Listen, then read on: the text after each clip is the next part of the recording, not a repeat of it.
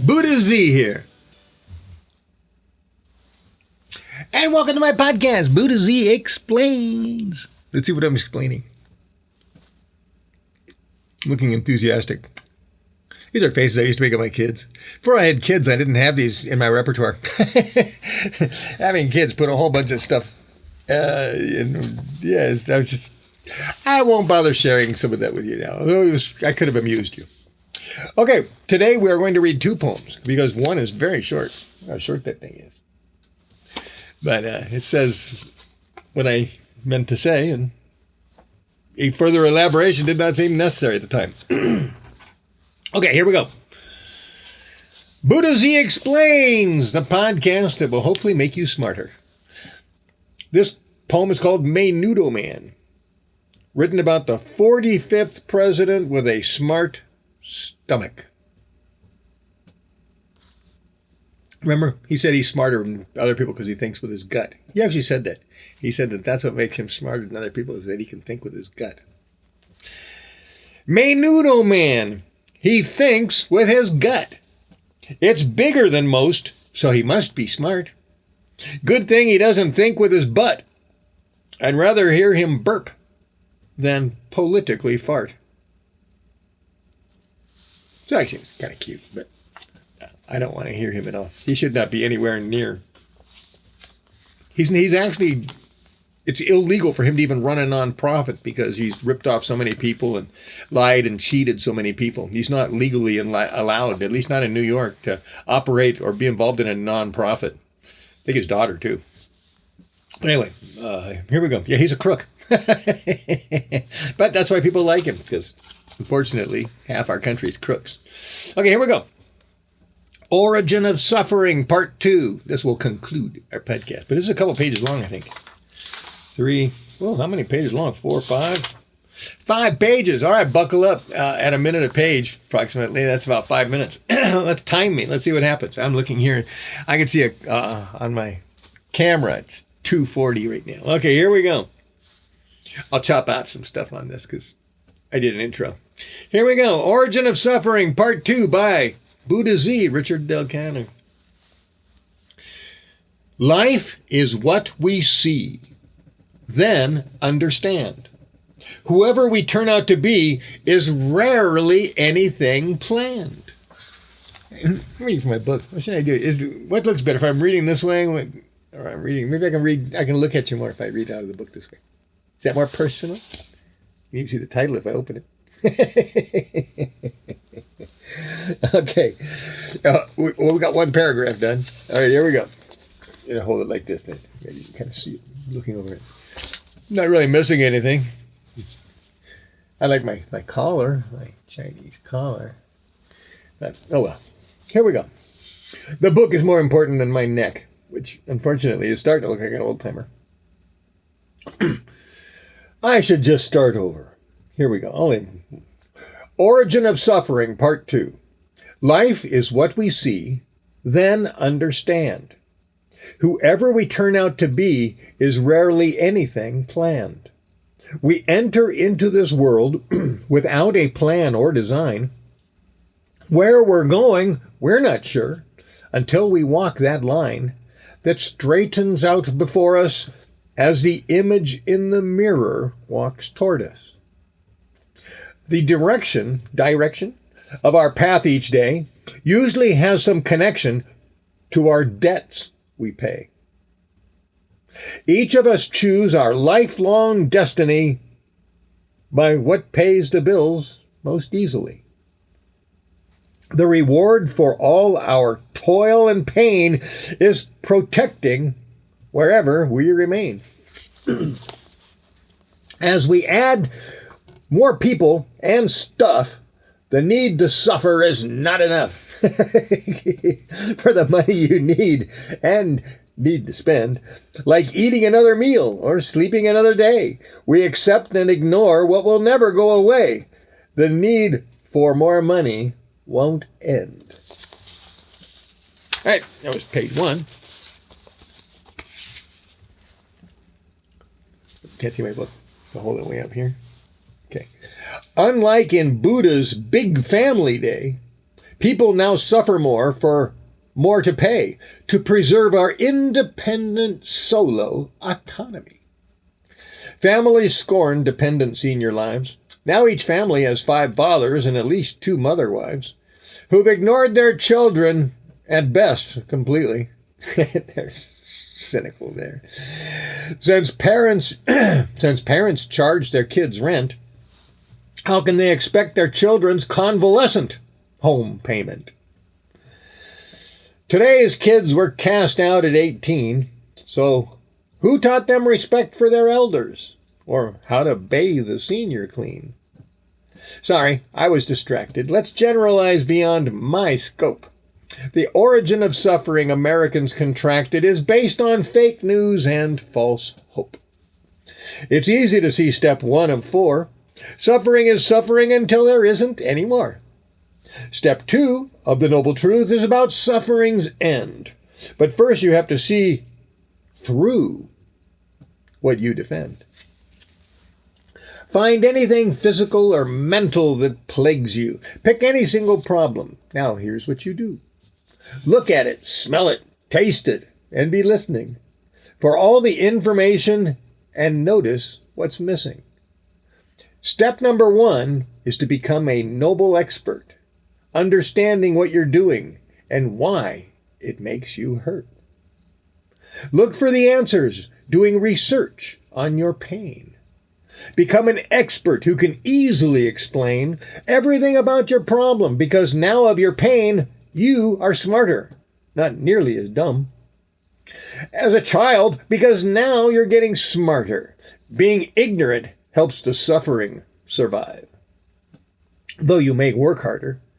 For example, a wart. Yuck, I had those as a kid.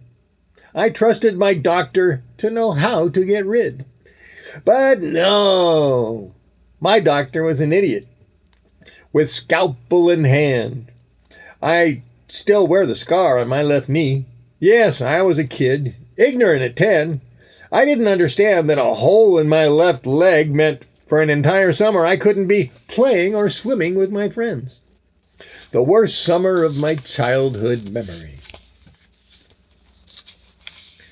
So, as warts did reappear, I was an outdoorsman, hunter, fisherman all year.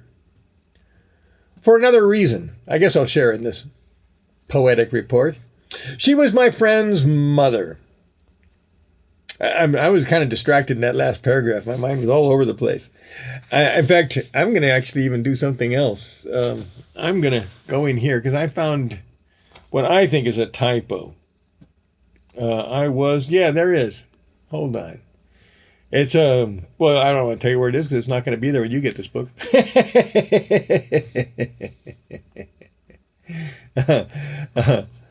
Oh, look at that. I'd already corrected it. So it's just in this printing. This is an earlier printing of the book. Okay, so this correction has already been corrected in my current edition.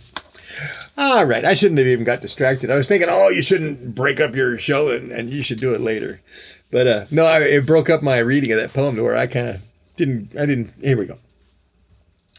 Okay, follow me along. We're going on a journey of warts. And it's very interesting. And this is a totally true story. 100% true, actually. So as warts did reappear, I was an outdoorsman, hunter, fisherman all year. I decided to conquer my suffering of warts for another reason. I guess I'll share in this poetic report. Okay, now it'll make more sense. Here we go. She was my friend's mother at the bottom of the hill. She had warts on her arms and hands. But she waited too long, waited until they grew into her bones, and there took root, and roots they grew, requiring the removal of fingers, actually both hands and arms, in surgeries in order to, end her suffering? More ugly than painful. But now she was untouchable. Disdainful. With fingers like cauliflowers, she was a friendly witch. Just looking at her was creepy. Made you kind of itch. Kind of itchy, just remembering. So I asked her why. She'd have warts till she'd die. She explained how her parents did really try.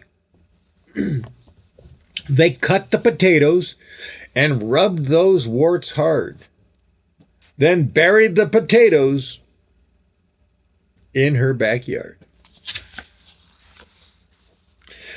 No need to go further. No need to explain. Hopefully you, my audience, don't have a superstitious brain. So her origin of suffering, which is how to deal with warts, was never understood. Ignorance is ugly, then becomes an uglier thing. Never turns out good. Add prayer, bad luck, and karma to confuse all the desperate people who don't know what to choose. Yeah. All your suffering and unhappiness can end for better or worse. Do you seek the proper answers instead of believing you've been cursed? Noble truth number 1 is about learning all you can. So living without the origin of the suffering can become a realistic plan. There you go. See, now there's the very first tenet, I think without an N, tenet of Buddhism. In other words, number 1 is, okay, you got a problem? Figure out what it is. No, figure out that problem, analyze it, research it. If you got a broken arm, okay, do you go to the hospital? Do you go to the doctor? Do you have to set it right now? Are you going to bleed to death? I mean, come to a good conclusion right now. We got 3 more that are going to lead you on a journey to make your life happier and better. But right now, if you got a problem, because remember, suffering is the main reason we're not happy. It's because we're suffering. Whether it's physical or emotional. I don't know, could you suffer spiritually? Well, because if you look at somebody like Trump, who's evil and vicious and mean and dishonest, he's not a happy person. But I think he's happiest when he tells more lies. The more lies he tells, the happier he is. So he's just wired backwards. He's just, anyway.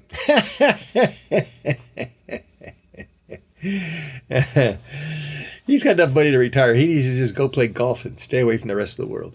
Okay. Anyway, hey, I think I'm done. Just hanging out with you guys. I might have a slight hint of loneliness in my demeanor. I've been up here on this 3,000-foot mountain for 5 years, and I've had one friend of mine come and visit me a half a dozen times, which has been really nice. He stays for a few days. We do all kinds of movie work and recording, and it's been kind of neat. Other than that, I haven't really socialized, and I don't go, and haven't been to many parties or done anything. I'm the man on the mountain. Anyway. So the reason I'm only pointing that out is that. I think I might hit my camera. I guess I'm pointing that out because I may sometimes just really enjoy talking to you, even if you are imaginary. Because even if you were there, you'd be total strangers. So I would really be kind of imagining who you really are anyway. I wouldn't even know. Even if I could see you, I wouldn't really know you until I talked to you. In fact, I used to have I don't do that many business deals, but I used to have a thing where I'd never do a deal unless we ate dinner together. Until you really, they used to call it breaking bread together, but until you've really eaten a meal with someone, you haven't gotten to know them all the way yet. Okay, so it's not that you really want to test their manners. You're just looking for a way to interact with them, to know who they are at their core. Who's the caveman or cavewoman inside that person? What's their basic core person? Their DNA. All right, anyway. So, okay, where were we? I'm just hanging out, just enjoying hanging out with you guys. I've somehow can manage to imagine you being there. But I guess I better say goodbye. I'll use the bathroom before I go and get my Can you have somebody bring my Jaguar up to the front? I've always wanted an XKE. I had a Jaguar for a very short time. Ask me to tell you that story. I didn't get the... anyway, I didn't get the pink slip on it. Well, I kind of did, but anyway, I gave it to the guy's wife. So, Because he went to jail. So I gave it to his wife. So anyway, sorry. I wasn't supposed to tell you the story. But yeah, there's some story there. Yeah, those are Tahunga stories. All right, see you later. I'm no longer in Tajunga. I'm in Lancaster now. All right, let me give you, got to give you my Lohan salute. All right, Buddha Jan here.